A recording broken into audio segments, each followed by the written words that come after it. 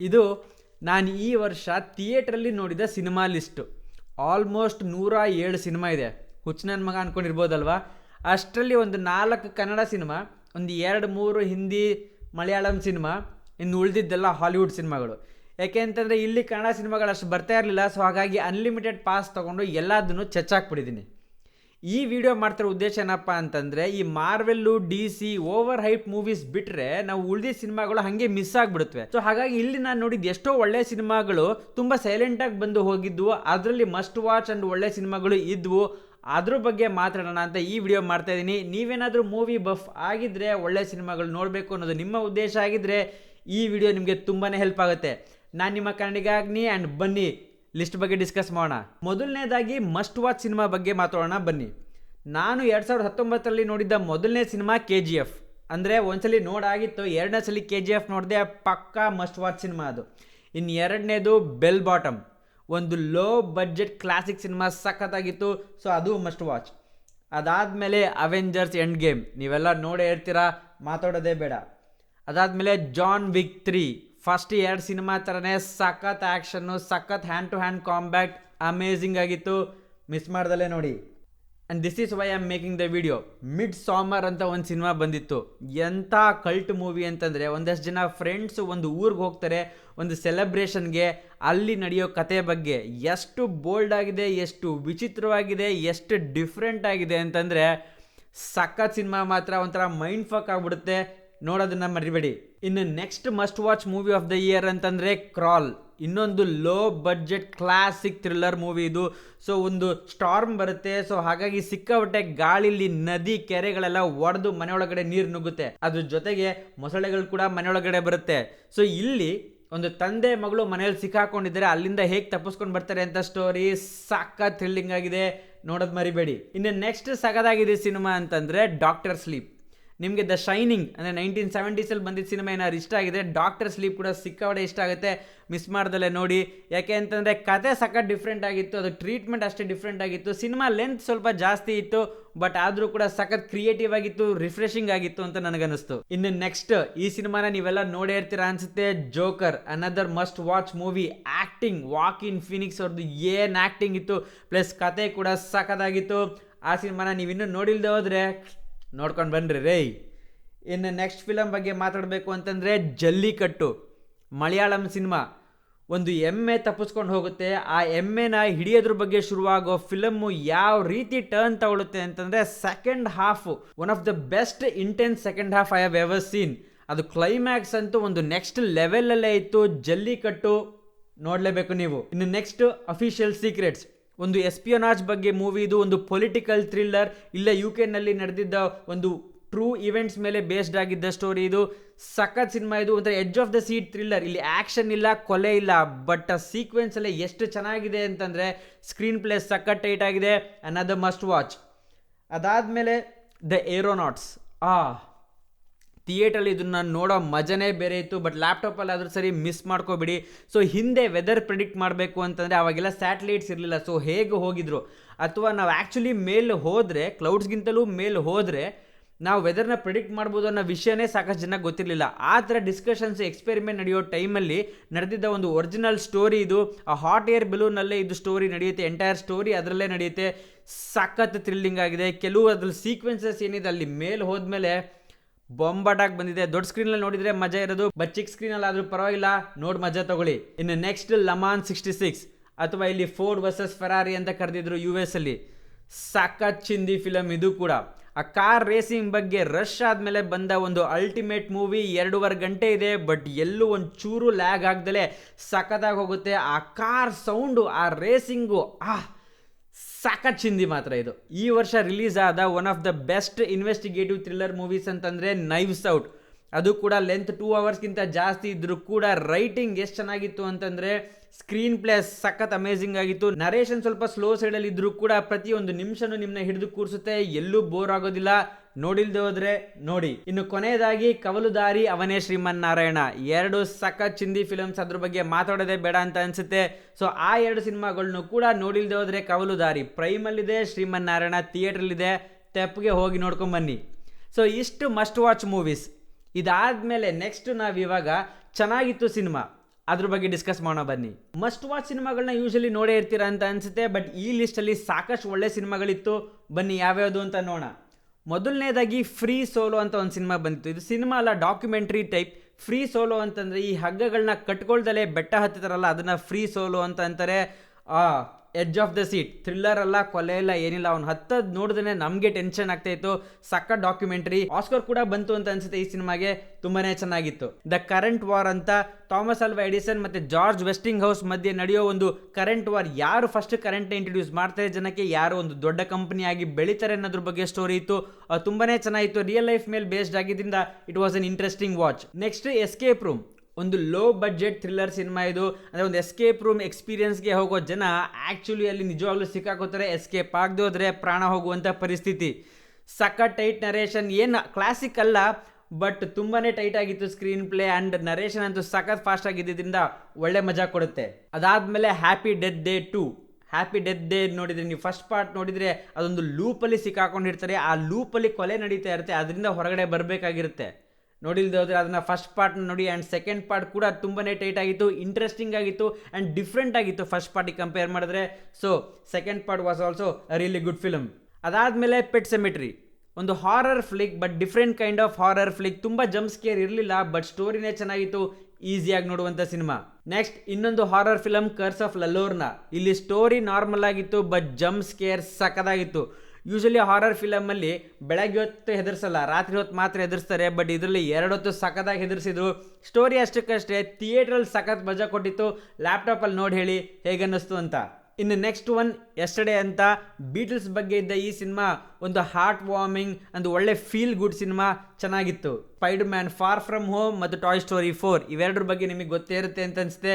Must watch ಅಂತ ಅನ್ನಿಸ್ಲಿಲ್ಲ, but ಆದರೂ ಕೂಡ ಚೆನ್ನಾಗಿದೆ ಸಿನಿಮಾಗಳು. Hobs and Shah, fast and furious ರೇಂಜಲ್ಲಿ ಇಲ್ಲದೆ ಹೋದ್ರು ಒಳ್ಳೆ ಮಜಾ ಕೊಟ್ಟಿತ್ತು ಈ ಸಿನಿಮಾ. ಇನ್ನು ನೆಕ್ಸ್ಟ್ ಗುಡ್ ಬಾಯ್ಸ್ ಅಂತ, ಇದು ಕೂಡ ಒಂದು ಒಳ್ಳೆ ಕಾಮಿಡಿ ಸಿನಿಮಾ, ಸಖತ್ತಾಗಿತ್ತು. ಮಕ್ಕಳನ್ನ ಹಾಕೊಂಡು ಅಡಲ್ಟ್ರೇಟೆಡ್ ಕಾಮಿಡಿ ಮಾಡಿದ್ರು, ಒಳ್ಳೆ ಮಜಾ ಕೊಟ್ಟಿತ್ತು. ಇಟ್ಟು ಕೂಡ ಒಳ್ಳೆ ಹಾರರ್ ಫ್ಲಿಕ್, ಸ್ವಲ್ಪ ಲೆಂತಿ ಇತ್ತು, ಸ್ಟೋರಿ ಜಾಸ್ತಿ ಇತ್ತು, ಬಟ್ ಅಷ್ಟೇ ಹಾರರ್ ಎಲಿಮೆಂಟ್ಸ್ ಕೂಡ ಚೆನ್ನಾಗಿತ್ತು. ಫಸ್ಟ್ ಪಾರ್ಟ್ಗೆ ಒಳ್ಳೆ ಸೀಕ್ವೆಲ್ ಅಂತ ನನಗನ್ನಿಸ್ತು. ಇನ್ನು ಅದಾದಮೇಲೆ ನೆಕ್ಸ್ಟ್ ಸೈಕ್ ಥ್ರಿಲ್ಲರ್ ಫಿಲಮ್ ಅಂತಂದರೆ ರೆಡಿ ಆರ್ ನಾಟ್. ಮದುವೆ ಆಗಿ ಮನೆಗೆ ಬಂದರೆ ಯಾವ ಗೇಮ್ನ ಆಡಬೇಕು ಅಂತ ಡಿಸೈಡ್ ಮಾಡ್ತಾರೆ. ಆ ಗೇಮಲ್ಲಿ ಏನಾದ್ರು ಹೈಡ್ ಆ್ಯಂಡ್ ಸೀಕ್ ಬಂದರೆ ಆ್ಯಕ್ಚುಲಿ ಬಂದ ಅಳಿಯ ಇಲ್ಲ ಅಂತಂದರೆ ಸೊಸೆ ಹೋಗಿ ಔತ್ಕೋಬೇಕು. ಅವಳೇನಾದ್ರು ಸಿಕ್ಕಾಕೊಂಡ್ರೆ ಕೊಂದೇ ಬಿಡ್ತಾರೆ. ಸಖತ್ ಒಂಥರ ತಿಕ್ಲು ಕತೆ, ಹಾಗೆ ತಿಕ್ಲು ಫ್ಯಾಮಿಲಿ, ಅದ್ರ ಬಗ್ಗೆ ತಿಕ್ಲು ಸ್ಟೋರಿ, ಬಟ್ ಫಿಲಮ್ ತಿಕ್ಲಲ್ಲ, ಸಖತ್ ಥ್ರಿಲ್ಲರ್, ಡಿಫ್ರೆಂಟ್ ಆಗಿತ್ತು. ನೋಡಿಲ್ದೆ ಹೋದರೆ ನೋಡಿ, ಸಖತ್ತಾಗಿದೆ. ಅದಾದಮೇಲೆ ಮ್ಯಾಲೆಫಿಸೆಂಟ್, ಒಳ್ಳೆ ಮಾಸ್ ಆ್ಯಕ್ಷನ್ ಸಿನಿಮಾ ಅಂತ ಅನಿಸ್ತು. ಆಂಜಲಿನಾ ಜೋಲಿ ಅವರಿದ್ದರು. ಮ್ಯಾಲೆಫಿಸೆಂಟ್ ಫಸ್ಟ್ ಪಾರ್ಟ್ ಬಂದಿತ್ತು, ಇದು ಸೆಕೆಂಡ್ ಪಾರ್ಟು. ಇದು ಕೂಡ ಸ್ಟೋರಿ ಅಷ್ಟಕ್ಕಷ್ಟೇ ಇದ್ರೂ ಕೂಡ ಎಕ್ಸಿಕ್ಯೂಷನ್ ತುಂಬಾ ಚೆನ್ನಾಗಿತ್ತು. ನನಗೆ ಆ್ಯಕ್ಚುಲಿ ಸಿನಿಮಾ ಇಷ್ಟ ಆಗಿತ್ತು. ಅದಾದಮೇಲೆ ಝಾಂಬಿಲ್ಯಾಂಡ್ 2. ಝಾಂಬಿಲ್ಯಾಂಡ್ 1 ವಾಸ್ ಎ ಕಲ್ಟ್ ಕ್ಲಾಸಿಕ್. ಝಾಂಬಿಲ್ಯಾಂಡ್ 2 ಕೂಡ ಅಷ್ಟೇ ಚೆನ್ನಾಗಿತ್ತು. ಒಳ್ಳೆ ಆ್ಯಕ್ಷನ್ ಸೀಕ್ವೆನ್ಸಸ್ ಇತ್ತು, ಜಂಪ್ ಸ್ಕೇರ್ಸ್ ಕೂಡ ಇತ್ತು, ಕಾಮಿಡಿನೂ ತುಂಬ ಚೆನ್ನಾಗಿತ್ತು. ಸೊ ಓವರ್ ಆಲ್ ಒಳ್ಳೆ ಸಿನಿಮಾ. ನೆಕ್ಸ್ಟ್ ಕೌಂಟ್ ಡೌನ್ ಅಂತ, ಇದು ಒಂದು ಹಾರರ್ ಫ್ಲಿಕ್. ಅಷ್ಟು ಹೋಪ್ಸ್ ಇರಲಿಲ್ಲ ಹೋಗಬೇಕಾದ್ರೆ, ಬಟ್ ಫಿಲಮ್ ಆ್ಯಕ್ಚುಲಿ ಸಖತ್ ಥ್ರಿಲ್ಲಿಂಗ್ ಆಗಿತ್ತು. ಸೊ ಬೇಸಿಕಲಿ ಒಂದು ಆ್ಯಪ್ನ ಇನ್ಸ್ಟಾಲ್ ಮಾಡ್ತೀರಾ, ಆ ಆ್ಯಪ್ ನಿಮಗೆ ಎಷ್ಟು ದಿನ ಉಳಿದಿದೆ ಬದುಕೋದಕ್ಕೆ ಅಂತ ಹೇಳುತ್ತೆ. ಅದಾದಮೇಲೆ ನೀವು ಸಾಯ್ತೀರಾ. ಆ ಸಾಯಿಸೋ ಸೀಕ್ವೆನ್ಸ್ಗಳು ತುಂಬಾ ಚೆನ್ನಾಗಿತ್ತು, ತುಂಬಾ ಮಜಾ ಕೊಡ್ತು. ಹಾರರ್ ಫ್ಯಾನ್ಸ್ ಈಸಿಯಾಗಿ ನೋಡ್ಬೋದು. Terminator Dark Fate, one of the biggest flops of the year ಹಾಲಿವುಡ್ಡಲ್ಲಿ. ಯಾಕೆ ಅಂತ ಗೊತ್ತಿಲ್ಲ, ಸಿನಿಮಾ ನನಗೆ ತುಂಬಾ ಇಷ್ಟ ಆಗಿತ್ತು. ಆ್ಯಕ್ಷನ್ ಸೀಕ್ವೆನ್ಸ್ ಭರ್ಜರಿ ಆಗಿತ್ತು. ಮತ್ತೆ ನಮ್ಮ ಅರ್ನಾಲ್ಡ್ ಅವ್ರು ವಾಪಸ್ ಬಂದಿದ್ರು. ಸ್ಟೋರಿ ಕೂಡ ಪರವಾಗಿಲ್ಲ, ಹಳೆ ಥರನೇ ಇತ್ತು, ಬಟ್ ಸಿನಿಮಾ ಚೆನ್ನಾಗಿತ್ತಪ್ಪ, ಯಾಕೆ ಓಡಲಿಲ್ವೋ ಗೊತ್ತಿಲ್ಲ. ನೆಕ್ಸ್ಟು ಒಂದು ವಾರ್ ಬೇಸ್ಡ್ ಮೂವಿ ಮಿಡ್ವೇ ಅಂತ, ಅಮೆರಿಕ ಹಾಗೂ ಜಪಾನ್ ಮಧ್ಯೆ ನಡೆಯೋ ಒಂದು ಯುದ್ಧದ ಕತೆ. ಸೊ ಇಲ್ಲಿ ಪರ್ಲ್ ಹಾರ್ಬರ್ ಮೇಲೆ ಅಟ್ಯಾಕ್ ಆದಮೇಲೆ ಯಾವ ರೀತಿ ಒಂದು ಪೊಲಿಟಿಕಲ್ ಟರ್ಮೋಯಿಲ್ ಆಗುತ್ತೆ, ಅದನ್ನು ಹೇಗೆ ಹ್ಯಾಂಡಲ್ ಮಾಡ್ತಾರೆ, ಮಿಡ್ವೇ ಅನ್ನೋ ಒಂದು ಐಲ್ಯಾಂಡ್ ಬಗ್ಗೆ ಹೇಗೆ ಜಗಳ ನಡೆಯುತ್ತೆ ಅನ್ನೋದ್ರ ಬಗ್ಗೆ ಇದ್ದಿದ್ದ ಸ್ಟೋರಿ. ಏರ್ ಕಾಂಬ್ಯಾಟ್ ಸಖತ್ತಾಗಿತ್ತು, ಆ್ಯಕ್ಷನ್ ಸೀಕ್ವೆನ್ಸಸ್ ತುಂಬಾ ಚೆನ್ನಾಗಿತ್ತು, ಸ್ಟೋರಿ ಕೂಡ ಚೆನ್ನಾಗಿತ್ತು, easily watchable. And last in the list of ಚೆನ್ನಾಗಿದ್ದಿದ್ದ ಫಿಲಮ್ಗಳು ಅಂತಂದರೆ ಜುಮ್ಯಾನ್ಜಿ ನೆಕ್ಸ್ಟ್ ಲೆವೆಲ್. ಪ್ರತಿಯೊಂದು ಜುಮ್ಯಾನ್ಜಿ ಬಂದಾಗ್ಲೂ ಈ ಸಿನಿಮಾ ಚೆನ್ನಾಗಿರಲ್ವೇನೋ ಅಂತಲೇ ಇರುತ್ತೆ. ಯಾಕೆಂದರೆ ಅಷ್ಟು ಹೋಪ್ಸ್ ಇರಲಿಲ್ಲ. ಫಸ್ಟ್ ಪಾರ್ಟ್ ಏನೋ ಗೆರೆಲ್ ಓಡಿತ್ತೇನೋ ಅಂತ, ಬಟ್ ಇದರಲ್ಲೂ ಕೂಡ ಒಳ್ಳೆ ಮಜಾ ಇತ್ತು. ರಾಕು, ಕೆವಿನ್ ಹಾರ್ಟ್ ಅವ್ರದ್ದೆಲ್ಲ ಕಾಂಬೋ ಸಖತ್ತಾಗಿತ್ತು, ಆರಾಮಾಗಿ ನೋಡ್ಬೋದು ಈ ಸಿನಿಮಾನ. ಸೊ ಇದು ಚೆನ್ನಾಗಿದ್ದಿದ್ದ ಸಿನಿಮಾಗಳ ಲಿಸ್ಟು. ಈಗ ನೆಕ್ಸ್ಟು ಪರವಾಗಿಲ್ಲಪ್ಪ, ಆರಾಮಾಗಿ ನೋಡ್ಬೋದು ಒಂದ್ಸಲ, ಟೈಮ್ ಪಾಸ್ ಅನ್ನೋದ್ರ ಬಗ್ಗೆ ಡಿಸ್ಕಸ್ ಮಾಡೋಣ ಬನ್ನಿ. ಟೈಮ್ ಪಾಸ್ ಲಿಸ್ಟಲ್ಲಿ ಮೊದಲನೇದು ದ ಅಪ್ಸೈಡ್ ಅಂತ. ಇದು ಫ್ರೆಂಚಲ್ಲಿ ದ ಇಂಟಚಬಲ್ಸ್ ಅಂತ ಬಂದಿತ್ತು. ಇಂಡಿಯಾದಲ್ಲೂ ಕೂಡ ತೆಲುಗುಲಿ ಇದು ಊಪಿರಿ ಅಂತ ಬಂದಿತ್ತು. ಪರವಾಗಿಲ್ಲ, ಟೈಮ್ ಪಾಸ್ ಫ್ಲಿಕ್. ಅದರ ನೆಕ್ಸ್ಟು ಗ್ಲಾಸ್ ಅಂತ. ನೀವೀಗಾಗಲೇ ನೋಡಿದರೆ ಅನ್ಬ್ರೇಕಬಲ್ ಮತ್ತು ಸ್ಪ್ಲಿಟ್ ಸಿನಿಮಾ ಆದಮೇಲೆ ಇದು ಆ ಟ್ರಿಲೋಜಿಲಿ 3ನೇ ಸಿನಿಮಾ. ಶುರು ಚೆನ್ನಾಗಾಗಿತ್ತು, ಬಟ್ ಕೊನೆಗೆ ಸ್ವಲ್ಪ ಮೆಸಪ್ ಆಯಿತು ಅನಿಸ್ತು. ಓವರ್ ಆಲ್ ಪರವಾಗಿಲ್ಲ, ನೋಡ್ಬೋದು ಒಂದ್ಸಲ. ಇನ್ನು ಅದರ ನೆಕ್ಸ್ಟು ಅ ಡಾಗ್ಸ್ ವೇ ಹೋಮ್, ಒಂದು ನಾಯಿ ಬಗ್ಗೆ ಚಿತ್ರ, ಬೇರೆ ಊರಲ್ಲಿ ಬಿಟ್ಟು ಬರ್ತಾರೆ, ಅದು ವಾಪಸ್ ಹೇಗೆ ಬರುತ್ತೆ ಅಂತ ಒಂಥರ heart warming feel good cinema. Ek Ladki Ko Dekha Toh Aisa Laga ಅಂತ ಹಿಂದಿ ಸಿನಿಮಾ, ಅದು ಕೂಡ ಪರವಾಗಿಲ್ಲ. ಫೈಟಿಂಗ್ ವಿತ್ ಮೈ ಫ್ಯಾಮಿಲಿ, ಇದೊಂದು ಒರಿಜಿನಲ್ ಸ್ಟೋರಿ ಮೇಲೆ ಬೇಸ್ ಆಗಿತ್ತು. WWE ಇಲ್ಲಿ ಒಂದು ಕ್ಯಾರೆಕ್ಟರ್ ಇದೆ, ವಿಮೆನ್ ಕ್ಯಾರೆಕ್ಟರ್, ಅವಳ ಮೇಲೆ ಬೇಸ್ ಆಗಿದ್ದ ಸ್ಟೋರಿ. ಇದು ಚೆನ್ನಾಗಿತ್ತು, ಪರವಾಗಿಲ್ಲ. Comedy and other aspects one time watchable. ಇನ್ನು ನೆಕ್ಸ್ಟು ಕೋಲ್ಡ್ ಪರ್ಸೂಟ್, ಇದು ಕೂಡ ಟೈಮ್ ಪಾಸ್ ಫ್ಲಿಕ್. ಲಿಯಾಮ್ ನೀಸನ್ ಅವ್ರದ್ದು ಮತ್ತೆ ಅದೇ ಥರನೇ ಹಳೆ ಸ್ಟೋರಿ. ಅವರ ಮಗನಿಗೆ ಯಾರೋ ಏನೋ ಮಾಡ್ತಾರೆ, ಇವ್ರು ಆಮೇಲೆ ಅವ್ರನ್ನ ಹುಡ್ಕೊಂಡು ಹೋಗ್ತಾರೆ ಅಂತ. Nothing great like taken, but okay, ನೋಡ್ಬೋದು ಒಂದ್ಸಲ. ದ ಆಫ್ಟರ್ ಮಾತ್ ಅಂತ ವರ್ಲ್ಡ್ ವಾರ್ 2 ಟೈಮಲ್ಲಿ ಸೆಟ್ ಆಗಿದ್ದ ಸ್ಟೋರಿ. ಇದು ಒಂಥರ ವರ್ಲ್ಡ್ ವಾರ್ 2 ಟೈಮಲ್ಲಿ ಒಬ್ಬ ಸೋಲ್ಜರು, ಅವರ ಹೆಂಡತಿ ಇದ್ದಾಳೆ, ಆ ಹೆಂಡತಿಗೆ ಒಂದು ಅನೈತಿಕ ಸಂಬಂಧ ಬೆಳೆಯುತ್ತೆ, ಅದ್ರ ಅರೌಂಡ್ ನಡೆಯೋ ಸ್ಟೋರಿ. ಇದು ಪರವಾಗಿಲ್ಲ, ನೋಡ್ಬೋದು. ನೆಕ್ಸ್ಟ್ ಕ್ಯಾಪ್ಟನ್ ಮಾರ್ವಲ್, ಇದು ಸಖತ್ತಾಗಿದೆ ಅಂತ ನೀವು ಅನ್ಬೋದೇನೋ. ಚೆನ್ನಾಗಿದೆ, ಪರವಾಗಿಲ್ಲ, ನನಗೆ ಒಂದ್ಸಲಿ ನೋಡ್ಬೋದು ಅಂತ ಅನ್ನಿಸ್ತು. ಅದಾದ್ಮೇಲೆ us, one of the different kind of horror Flix. ಇದು ಕೂಡ ಸಖತ್ತಾಗಿದೆ, ರೇಂಜಲ್ಲಿ ಬರ್ಬೋದಾಗಿತ್ತೇನೋ, ಬಟ್ ಎಲ್ಲೋ ಒಂದ್ ಕಡೆ ಸ್ಲೋ ನರೇಷನ್ ಇಂದ ನೋಡ್ಬೋದು ರೇಂಜಿಗೆ ಬಂತು ಇದು. ಅದಾದ್ಮೇಲೆ ಮಿಸ್ಸಿಂಗ್ ಲಿಂಕ್, ಆನಿಮೇಷನ್ ಫ್ಲಿಕ್, ಪರವಾಗಿಲ್ಲ, ಚೆನ್ನಾಗಿತ್ತು. Greta, another thriller film. ಟ್ರೈನಲ್ಲಿ ಯಾರೋ ಸಿಗ್ತಾರೆ, ಅವ್ರನ್ನ ಫ್ರೆಂಡ್ಶಿಪ್ ಮಾಡ್ಕೊಂಡು ನಮ್ಮ ಹೀರೋಯಿನ್ ಹೋದಾಗ ಆಗೋ ಒಂಥರ ಥ್ರಿಲ್ಲಿಂಗ್ ಆಸ್ಪೆಕ್ಟ್ಸ್ ಏನಿದೆ ಅದ್ರ ಬಗ್ಗೆ ಸಿನಿಮಾ ಇತ್ತು, ಆರಾಮಾಗಿ ನೋಡ್ಬೋದು. ಅ ಡಾಗ್ಸ್ ಜರ್ನಿ, ನಾಯಿ ಸತ್ರು ಕೂಡ ಮತ್ತೆ ಹುಟ್ಟಿ ಬರುತ್ತೆ ಓನರ್ಗೆ, ಹೇಗೋ ಒಂದು ರೀತಿಲಿ ಅವ್ರಿಗೆ ಕನೆಕ್ಟ್ ಆಗುತ್ತೆ ಅಂತ ಇನ್ನೊಂದು ಎಮೋಷ್ನಲ್ ಫ್ಲಿಕ್, ಈಸಿಯಾಗಿ ನೋಡ್ಬೋದು.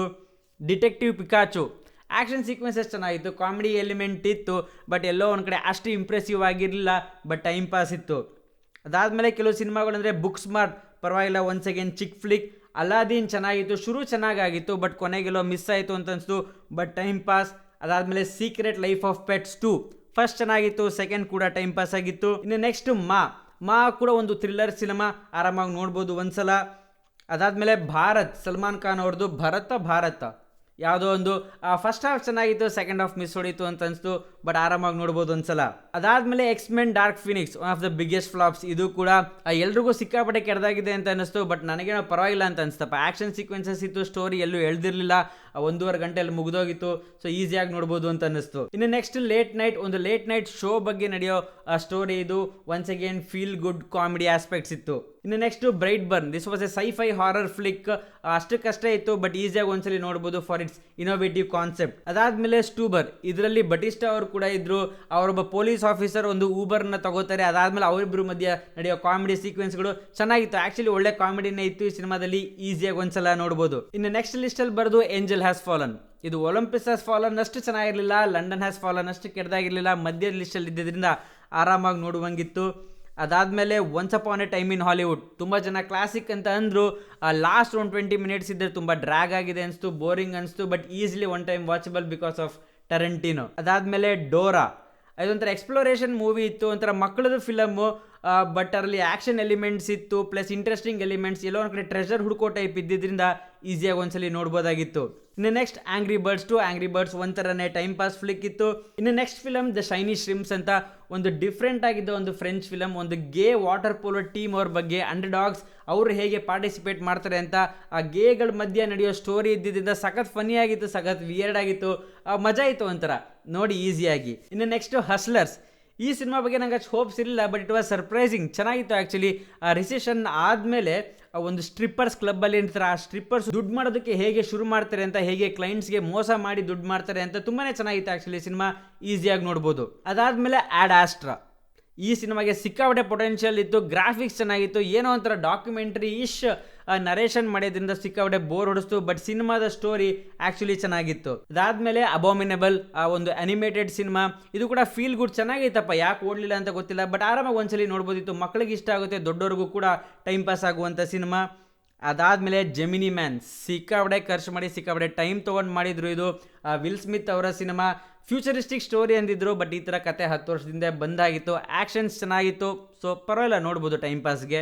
ನೆಕ್ಸ್ಟ್ ಆ್ಯಡಮ್ಸ್ ಫ್ಯಾಮಿಲಿ, ಒಂಥರ ವಿಚಿತ್ರವಾದ ಅನಿಮೇಷನ್ ಫ್ಲಿಕ್, ಏನೋ ಡಿಫ್ರೆಂಟ್ ಆಗಿತ್ತು, ಬಟ್ ಅಷ್ಟಕ್ಕಷ್ಟೇ. ಅದಾದಮೇಲೆ 21 ಬ್ರಿಡ್ಜಸ್, ಇದ್ರ ಬಗ್ಗೆ ನಂಗೆ ಹೋಪ್ಸ್ ಇತ್ತು, ಯಾಕೆ ಅಂತಂದರೆ ಇದರಲ್ಲಿ ಆ್ಯಕ್ಟಿಂಗ್ ಮಾಡಿದ್ದವರು ಬ್ಲ್ಯಾಕ್ ಪ್ಯಾಂಥರ್, ನಮ್ಮ ಬ್ಲ್ಯಾಕ್ ಪ್ಯಾಂಥರ್ ಅವರೇ ಮಾಡಿದ್ರು, ಬಟ್ ಓಪನಿಂಗ್ ಚೆನ್ನಾಗಿತ್ತು, ಆ್ಯಕ್ಷನ್ ಸೀಕ್ವೆನ್ಸಸ್ ಸುಮಾರಾಗಿತ್ತು, ಬಟ್ ಎಲ್ಲೋ ಒಂದು ಕಡೆ ಸ್ಕ್ರೀನ್ ಪ್ಲೇ ನರೇಷನ್ ಸೆಕೆಂಡ್ ಹಾಫಲ್ಲಿ ಕಂಪ್ಲೀಟಾಗಿ ಮಿಸ್ ಆಗಿ ಮೆಸಪ್ ಆಯಿತು ಅಂತ ಅನ್ನಿಸ್ತು. ಅದಾದಮೇಲೆ ಚಾರ್ಲೀಸ್ ಏಂಜಲ್ಸ್, ಹಳೆ ಚಾರ್ಲೀಸ್ ಏಂಜಲ್ಸ್ನೇ ಮತ್ತೆ ರಿಬೂಟ್ ಮಾಡಕ್ಕೆ ಹೋದ್ರು. ಹೀರೋಯಿನ್ಗಳು ಪರವಾಗಿಲ್ಲ ಚೆನ್ನಾಗಿದ್ರು, ಅವ್ರು ನೋಡ್ಕೊಂಡು ಕೂತ್ಕೋಬೇಕಷ್ಟೇ. ಕತೆ ಮಾಮೂಲು ಓಲ್ಡ್ ಆಗಿ ಇದ್ದಿದ್ದರಿಂದ ಎಲ್ಲೋ ಒಂದು ಕಡೆ ರೀಹ್ಯಾಶ್ ಮಾಡ್ದಂಗಿತ್ತು. ಅದಾದಮೇಲೆ next the rise of sky walker, ಸಿಕ್ಕಾಪಟ್ಟೆ ಹೋಪ್ಸ್ ಇತ್ತು ಸ್ಟಾರ್ ವಾರ್ ಸಿನಿಮಾ ಬಗ್ಗೆ. ಆ್ಯಕ್ಷನ್ ಸೀಕ್ವೆನ್ಸಸ್ ಎಲ್ಲ ಚೆನ್ನಾಗಿತ್ತು. ಕತೆ ಯಾವುದೋ ಒಂದು ತೆಲುಗು ಫಿಲಮ್ನ ತೆಗೆದು ಮಾಡ್ದಂಗಿತ್ತು. ನನಗೆ ಸ್ವಲ್ಪ ಬೋರ್ ಹೊಡಿತು, but overall not bad. ಇನ್ನು ಕೊನೆಯದಾಗಿ Playing with Fire, John Cena ಅವರ ಸಿನಿಮಾ, ಒಂದು ಫೀಲ್ ಗುಡ್ ಕಾಮಿಡಿ ಫ್ಲಿಕ್, ನೋಡ್ಬೋದು ಒಂದ್ಸಲ. ಇನ್ನು ಲಿಸ್ಟ್ ಅಲ್ಲಿ ಈ ವರ್ಷ ಬಂದಿದ್ದ ಸಿನಿಮಾಗಳಲ್ಲಿ ತುಂಬಾನೇ ಡಿಸಪಾಯಿಂಟ್ ಮಾಡಿದ ಸಿನಿಮಾ ಅಂತಂದ್ರೆ ಗಾಡ್ಜಿಲ್ಲಾ ಸೆಕೆಂಡ್ ಪಾರ್ಟ್. ಅದು ನೋಡೋಕ್ಕೆ ಅಂತ ಐಸೆನ್ಸ್ ಅಂತ ಒಂದು ದೊಡ್ಡ ಸ್ಕ್ರೀನ್ಗೆ ಹೋಗ್ಬಿಟ್ಟು ಟಾರ್ಚರ್ ಆಗೋಯ್ತು ಸಿನಿಮಾ. ಅರ್ಧ ಸಿನಿಮಾ ಕಾಣ್ತಾನೆ ಇರಲಿಲ್ಲ ಅಂತ ಅನ್ನಿಸ್ತು. ಅದಂತೂ ಕಂಪ್ಲೀಟ್ಲಿ ಡಿಸಪಾಯಿಂಟ್ಮೆಂಟ್, ಅವಾಯ್ಡ್ ಮಾಡಬೇಕು. ಆ್ಯನಬಲ್ ಕಮ್ಸ್ ಹೋಮ್ ಸಖತ್ ಡಿಸಪಾಯಿಂಟ್ ಆಯಿತು. ತುಂಬ ಹೋಪ್ಸ್ ಇತ್ತು, ಏನೋ ಸಖತ್ ಹಾರರ್ ಫ್ಲಿಕ್ ಇರುತ್ತೆ ಅಂತ, ಚೂರು ಚೆನ್ನಾಗಿರಲಿಲ್ಲ.